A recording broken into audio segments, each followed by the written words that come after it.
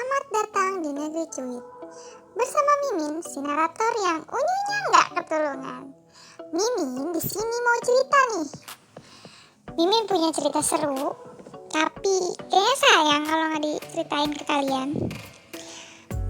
Pokoknya ceritanya seru deh, dengerin ya. Pada dahulu kala, hiduplah dua ekor putri. Maksudnya dua putri. Dua orang putri maksudnya, bernama si Pai dan si Sky. Mereka adalah sepasang sepatu. Bukan maksudnya itu lagu Tulus ya. Sepasang sahabat yang sudah bersahabat dari sejak orok. Tentunya karena kebetulan kerajaan mereka bertetangga. Bukan maksudnya RT mereka tetanggaan. Nah, orang tua mereka juga bersahabat dari dulu. Ya, udahlah pokoknya mereka temenan aja dari dulu ya. Singkat cerita, dikisahkan dua sejoli ini sudah menginjak masa SMP, masa-masanya puber lah ya. Mereka sering banget ngaji di komplek setempat, di majelis kompleks setempat. Mereka sangat menggemari sekali pengajian. Sampai-sampai mulu dan setiap tahun mereka yang jadi panitia. Mereka beli gamis setiap ada pameran gamis karena OOTD-an sambil ngaji. Tahun ke tahun dilalui, mereka menginjak masa SMA yang dimana si Pai sudah memiliki pacar, yaitu bernama Dolan. Si Pai sangat excited sekali karena hari-harinya sekarang dipenuhi kebucinan oleh dewa cinta, yaitu Dolan. Puisi-puisi sering digosenin oleh si Dolan hanya untuk buat si Pai bahagia. Bahkan si Pai lupa akan sahabatnya si Sky. Nah, kita lihat aja langsung ya dialognya di TKP. Halo, Assalamualaikum sih Pak. Iya, waalaikumsalam sis. Ada apa nih? Lu kemana aja nih? Udah lama kita gak kumpul bareng. Iya ya, kita udah lama banget nih gak ngumpul. Oh iya, kemarin tuh gue ikut pengajian di masjid biasa. Oh, kemarin lu ikut pengajian jadinya?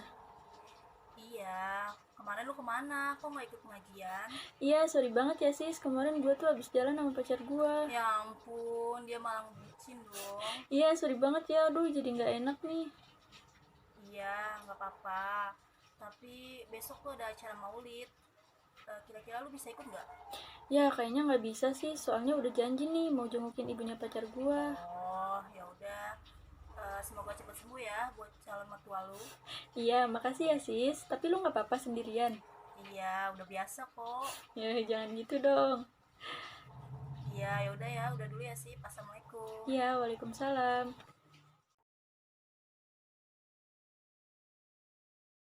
Oke, makasih Mimin. Aduh, makasih nih udah lemparin ke Bang Maman. Sebenarnya Bang Maman juga tahu-tahu enggak tahu.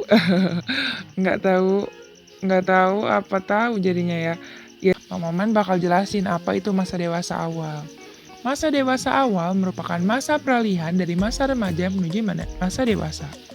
Peralihan dari ketergantungan ke masa mandiri baik dari segi ekonomi, kebebasan menentukan diri, dan pandangan masa depan yang lebih realistis. Transisi dari masa remaja menuju masa dewasa diwarnai dengan perubahan yang berkesinambungan. Masa dewasa awal adalah masa pencarian, penemuan, pemantapan, dan masa reproduktif, yaitu suatu masa yang penuh dengan masalah dan ketegangan emosional, periode isolasi sosial, periode komitmen, dan masa ketergantungan, dan perubahan nilai-nilai kreativitas dan penyesuaian diri pada pola hidup yang baru. Dalam masa dewasa awal, seringkali terjadi perubahan tugas dan tanggung jawab. Hal itu tentu saja mempengaruhi terhadap perubahan-perubahan minat dalam diri individu tersebut. Oke, nih Maman jelasin ya proses perubahan minat. Proses perubahan minat secara umum terjadi hampir sepanjang garis kehidupan. Nih Mimin juga harus tahu kalau perubahan-perubahan minat dalam proses itu dapat disebabkan oleh perubahan pola kehidupan, perubahan tugas, dan juga perubahan tanggung jawab atau perubahan status. Nah, banyak orang dewasa yang telah membawa ciri-ciri minat tertentu sejak mereka masih remaja atau bahkan jauh sebelum itu. Akan tetapi, pasti nih Min, ada kekurangan dan juga ada kelebihan seirama dengan perubahan pola kehidupan orang dewasa. Dapat pula terjadi perubahan minat, baik berupa perubahan jumlah apa yang diminati, pergantian pengutamaan minat, dan bahkan kalau terpaksa timbulnya minat baru. Pola kehidupan masa remaja cenderung diwarnai oleh pergaulan dalam kelompok. Contoh kasusnya ini seperti yang kayak tadi nih Min, yang tadi dijelasin dialog, kasus si Sky dan si Pae. Nah, selanjutnya Maman bakal jelasin pola perubahan minat nih Min. Mimin penasaran nggak sama pola perubahan minat? Coba yang penasaran bilang, cici cuit, cici cuit. Apaan? Ya Allah, sumpah garing banget ya. Ya, maksudnya perubahan minat dari masa dewasa awal itu kayak gimana sih? Pasti penasaran kan kalian? Sama Maman juga. Soalnya Maman juga nyarinya dari teman Maman nih taunya. Teman Maman sepanjang hidup, sepanjang karir Maman itu benar-benar berpengaruh banget nih, yaitu Mbah Google. Nah, di sini ada 3 nih pola utama perubahan minat. Yang pertama, terjadi pengurangan jumlah yang diminati oleh seseorang sejalan dengan pertambahan usia dan kurang perpindahan pada minat lain. Semua orang akan mengalami pengurangan terhadap jumlah apa yang diminati sejalan dengan usianya yang semakin menua. Yang kedua, terjadi pergantian tentang minat apa yang diutamakan dan sedikit timbulnya minat-minat baru, adanya kesempatan untuk memunculkan minat itu, dan adanya motivasi yang kuat. Adanya motivasi yang kuat untuk memunculkan minat baru merupakan satu prasyarat yang tidak kurang pentingnya dibandingkan dengan prasyarat sebelumnya. Contohnya nih Min, pergantian pengutamaan minat akibat perubahan tugas dan tanggung jawab adalah kecenderungan menguatnya minat terhadap uang dan falsafah, terutama agama, dalam masa dewasa. Yang ketiga, terjadi penguatan minat-minat baru jika lingkungan memaksa, dan sifat-sifat minat-minat baru itu tidak sekelompok dengan minat-minat yang telah dimantapkan sebelumnya. Adanya penguatan minat-minat baru, ataupun penggantian minat, ataupun lebih merupakan paksaan, faktor kebudayaan dan lingkungan dibandingkan faktor pribadi secara individu. Periode pola ini terjadi dalam masa remaja. Jelasnya, minat-minat itu telah dimiliki sejak masa remaja, bahkan sejauh sebelum itu, sehingga terpolakan dan sedikit saja perubahannya. Oke nih Min, selanjutnya ada ragam perubahan minat. Ada banyak sekali minat-minat pada orang dewasa, tetapi berdasarkan letak penting kedudukannya, hanya ada beberapa minat yang paling mempengaruhi dan menonjol pada orang-orang dewasa. Di antaranya yang pertama, minat terhadap penampakan atau penampilan fisik. Penampilan fisik ini jadi utama karena meliputi tinggi badan, berat badan, serta raut wajah, hal-hal fisik yang tidak dapat dirubah secara langsung namun bisa dipoles dengan menggunakan make up atau tampilan menarik lainnya agar memuaskan. Yang kedua, ada minat terhadap pakaian dan perhiasan. Kuatnya minat ini khususnya sangat nampak pada pria atau wanita dewasa yang belum atau tidak kawin.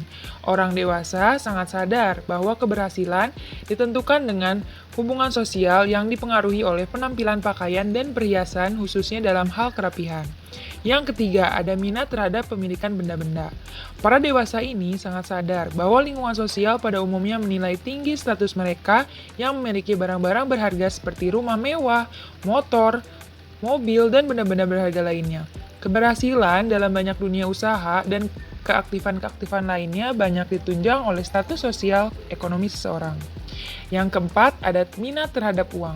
Minat pada uang ini sangat bersangkutan dengan saat sekarang. Maksudnya apa? Dengan uang, kita dapat membeli apapun yang kita butuhkan dan kita dapat memenuhi kebutuhan yang kita perlukan.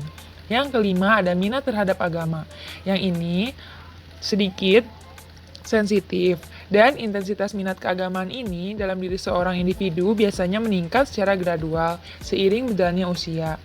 Peningkatan secara gradual itu dikuatkan dengan asumsi bahwa dengan semakin tua, maka semakin dekatlah mereka kepada mati dan akhirat.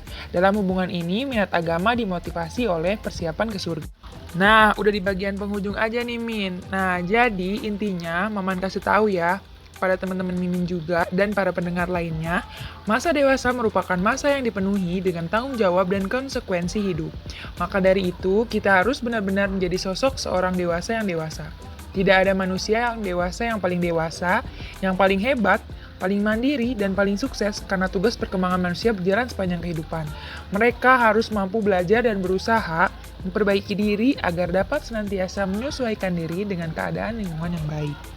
Ya, makasih. Maman pamit undur diri dulu ya.